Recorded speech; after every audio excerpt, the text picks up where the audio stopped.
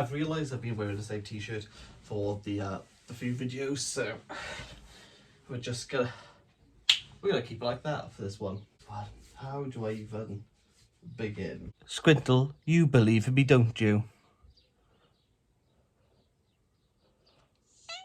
That's what I needed. Thank you so much. You need to brush your teeth. You smell, darling. You want to go out? Bye. Evening, campus, it's Kieran. Oh, it's the good book drill alert. It's the good book drill alert. And what book are we drilling about? It's Wolf Hall by HILARY Mantel. God damn it, this pandemic is going to kill me, honestly. Probably the most famous and well-known Man Booker winner. Wolf Hall is the beginning of a Thomas Cromwell trilogy which won the Man Booker in 2009. The accolade alone of winning a Man Booker is prestigious enough, but HILARY Mantel went on to win it again for the sequel, Bring Up the Bodies, in 2012. But Wolf Hall stands as the beginning of what was to be a brilliant trilogy. So much so that it was shortlisted for the Golden Man Booker Prize, which basically means, according to the Man Booker, it was the best book in the noughties. And what a book it is. The amount of praise that this book gets is quite something to behold, especially when you consider that it's a huge historical epic spanning 700 pages, looking at politics of the 1529 to the mid 1530s, all pinpointed and viewed through the charismatic, scheming and at times unpredictable Thomas Cromwell. Before we discuss Cromwell, I'm going to pitch this at people who are like myself, who jumped into this novel, who are very much, they have a layman's perspective on the Tudors. I was taught the Tudors in primary school around age 8, 9, up to GCSE, so around age 16. So very much I would say that I knew who the major players were within that period. However, the beauty of Wolf Hall is that minor characters in actual history are pushed to the forefront. Therefore, the people that you know and how you think they are going to react are very much pushed to the side, meaning that you have to learn a lot of characters. Now, one downside of Wolf Hall, they're really hard to remember. The experience I had reading Wolf Hall was trying to remember who was who, what they wanted, why were they wanted what they wanted, and the purpose that Thomas Cromwell wants with that person. There are events that happen in this book which I feel if you were reading and you don't really know what's going on, you just have to go along with the ride. Fundamentally, Wolf Hall sets the foundations of everything the Mantel is going to build on top of. So everything that you read in this book very, very much feeds into Bring Up the Bodies and The Mirror and The Light, if you are going to read those. At times it feels like homework. At times the struggle is there. At times you are wrapping your mind around what is going on and how the power structures are going to be played out. But you know who also feels like that? Thomas Cromwell. There are a lot of people online and the research and the history that was written at the time of Thomas Cromwell who say that he is a hardened, tough, power-hungry man. And though that might be true, there are moments in this book that make you understand maybe that is why he becomes hardened. There's a very somber scene, and it's sudden, where Thomas Cromwell comes home and his kids and wife have died. And the thing that hit me the most with that scene is that there's not a panic. And I suppose for me, I always try to imagine like a modern day. So if that was to happen to my wife and child, I would be in a panic. I would be trying to get hold of an ambulance, but obviously you can't do it at this time. And you see a man crumble in front of you, and whilst crumbling and his grief setting in, he has to massage King Henry VIII's ego. And Henry is so selfishly brought in on his own issues of trying to divorce Catherine of Aragon and how to basically turn over the church. Yeah, that's a task and a half. Thomas Cromwell is never allowed a moment to breathe, and the tension, the relationships are all fickle. Marriages are meaningless in this book. Friendships are convenient in this book. Rivalries are the only way to be part of a group.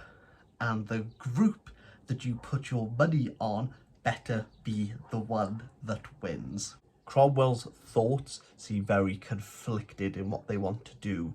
There's moments where he questions his heart, there are moments he questions his mind, but ultimately he is always questioning what the king wants to do. There's always trying to be not one but two steps ahead of Henry VIII, to the point where we see Cromwell wrapping not so much a leash but a noose around Henry's neck, and viewing that he is so vital to the crown that how could we ever deceive Cromwell? Power has the capacity to corrupt, but also has the power to elevate oneself. Elevation from where nobody can get to the top of the king's court is a downfall, while at the same time a blessing. On this side we have the layperson who respect Thomas Cromwell, and Cromwell's very much happy to bring nobodies into his abode and gives them a place of refuge and stature that they never could have been presented with if Cromwell had never been there. But over here we have the blue blood, we have the people with the titles, we have the people who were born to be in the king's court. And while in their gossiping corners, digging their talons into the carrion and the rotting structure and politics of Tudor England, I will happily cannibalize themselves rather than share with one lowly man. The lowly man who speaks multiple languages, is manipulative, is very much a man of the world who has experienced things outside of the court, outside of the mediocrity that is the court, who is able to provide a new light to the court, is able to provide new reason, who is able to provide a service to the king that is unrivaled. Cromwell, is very much a modern man with modern means for a very ancient world with ancient views. And what Mantel exquisitely does is pick out each individual bone of the body of monarchy until it is palpable, until Cromwell can make it malleable with his own hands and form something that he truly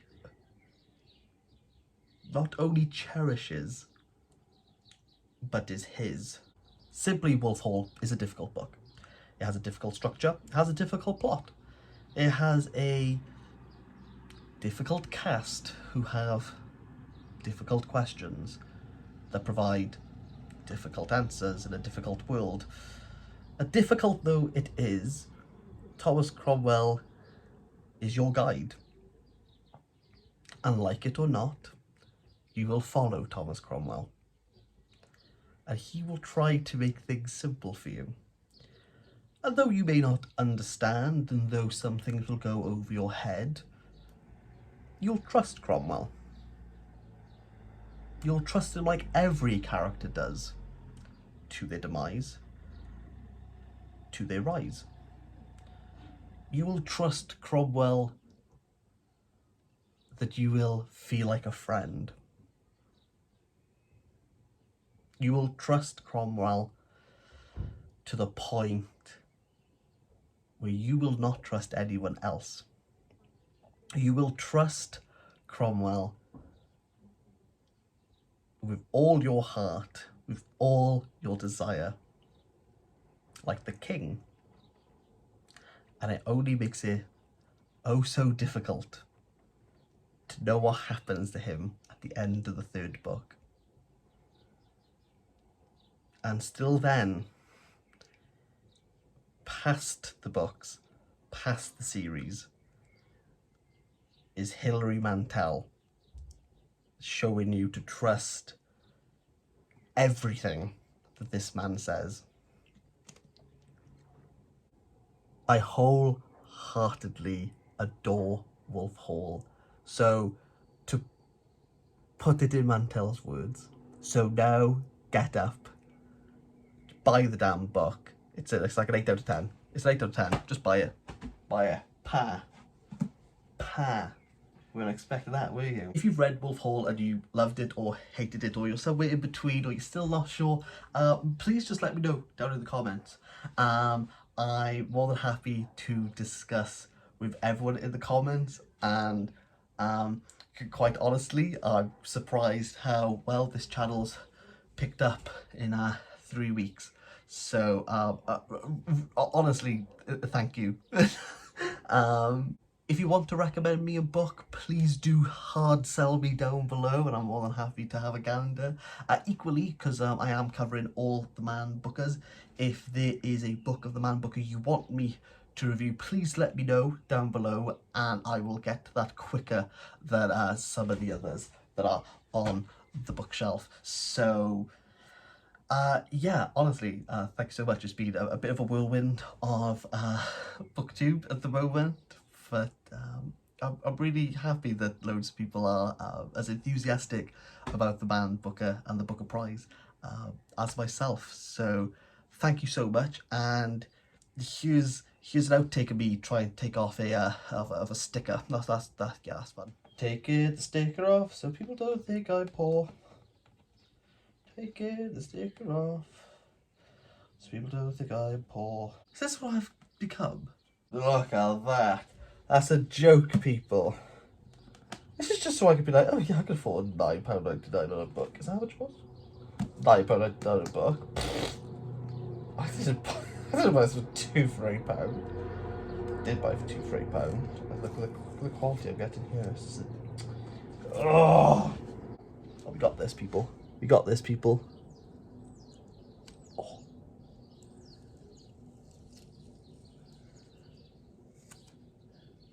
If that's not on a very satisfying highlight reel in a week's time, I don't know what will. Some people just buy fake Gucci. There's me. Oh, I don't need a £2 for £8 sticker. Just let you know if you made it this far. I'll bring up the bodies to do next.